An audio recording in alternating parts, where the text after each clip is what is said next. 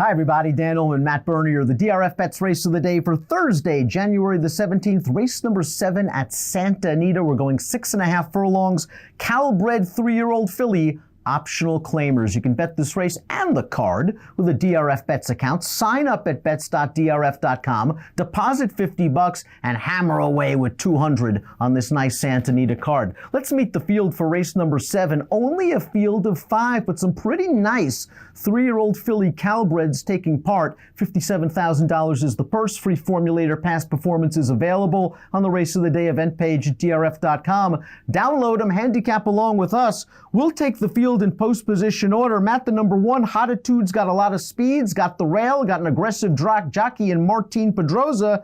He's got to avoid a pace battle with the 2 Mucho Unusual. They kind of hooked up 2 starts back in the Golden State Juvenile, and Mucho Unusual got the better of Hottitude. To be honest with you, I may only be a 5-horse field, but I think the dynamic of this race is very, very intriguing because you basically have your speeds, with the exception of Time for Susie. We'll talk about her at the end. But you have your main players and your main speeds all drawn 1, 2, 3. And it is going to be very, very interesting to see because, like you said, the first and second starters, they both ran into each other in that run 2 starts back. They kind of dueled one another. One of them was a little bit worse for the wear than the other. I'm going to be very curious to see what Pedroza does. We know Pedroza's MO is speed and descend.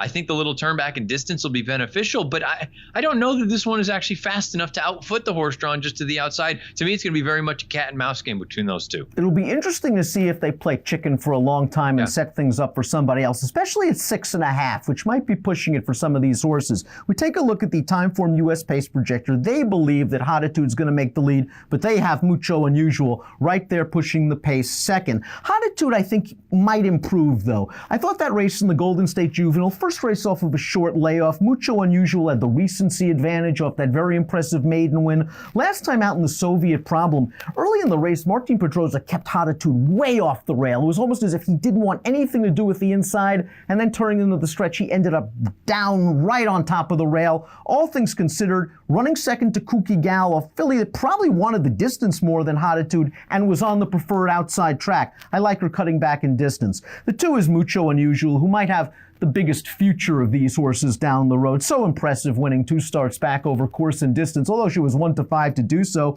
And then in the Golden State Juvenile, battling several other horses, including Hottitude, put away all the pace rivals, and then a closer came and got her. Mucho Unusual, though, in Steve Anderson's DRF Plus Advance, missed the Soviet Problem because of a foot bruise. Trainer Tim Yakteen doesn't believe he has her at 100% for this race, and if he pushes Hottitude early with this horse, maybe this horse isn't going to be ready to win.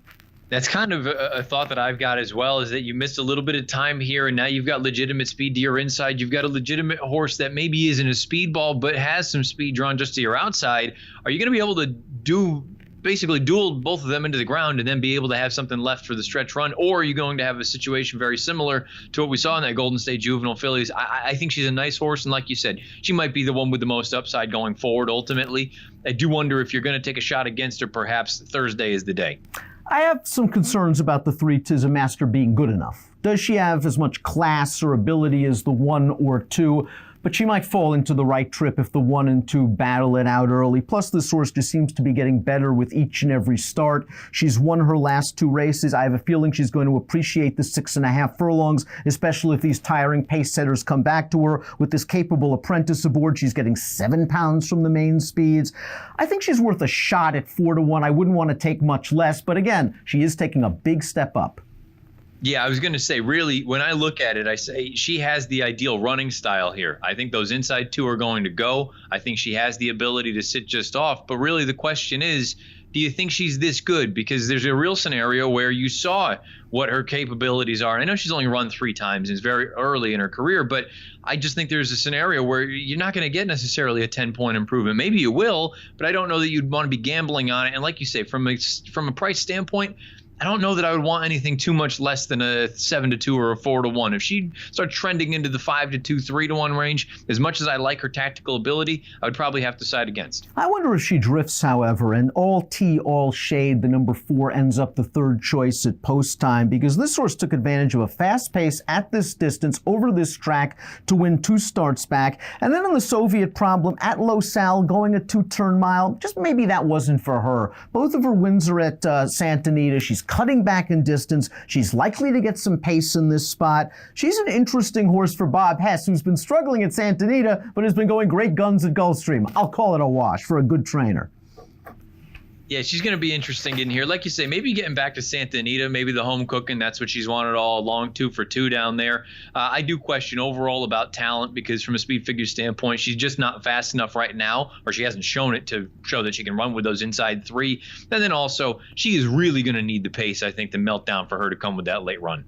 Time for Susie. The 5's going to be the biggest price on the board. She ran okay last time out, but you and I could have had her for 20 that day. These are tougher horses. She was 40 to 1 when last in against Hatitude in the Soviet Problem. She just needs a lot of things to break her way to win. And after 11 starts, I'm just not sure how much improvement is left. And she needs lots of it from a buyer standpoint. That's the tough thing. I mean, she's never buyed anything better than 52 through 11 lifetime starts. I have a really difficult time imagining all of a sudden she jumps up to a 70 or a 75. And I think there's a scenario where it's not impossible that a 70 is what it'll take to win here. Let's take a look at our top pick for the Thursday race of the day. We're both hoping that Tizamaster gets a trip, and we'll know probably after the first furlong or so whether we got a good chance. If Hatitude somehow sneaks out to an easy early lead, or Mucho Unusual somehow sneaks out to an easy early lead, and the other speed concedes, it's probably all over but the shouting, and one of those 2 horses is going to win. If those 2 battle early, I think Tizamaster gets the jump on All Tea, All Shade, and we'll find out if she's good enough. I'm hoping for 5 to 1. Give me numbers. Yeah, that's how I drew it up. I went 3-1-2 in here. Hatitude on that turn back, I think, helps. But at the end of the day, I think those inside 2, they have to keep one another honest. And if that happens, maybe this falls into Tizamaster's lap. 3-2-1-4 for me in race number 7 at Santa Anita on Thursday. Your DRFBets race of the day. Play it with a new DRFBets account. Deposit 50, bet with 200. Bets.drf.com is where you need to go for all the details. An approximate post time for race number 7 at the Great Race Place on Thursday, 4 o'clock Pacific. Best of luck.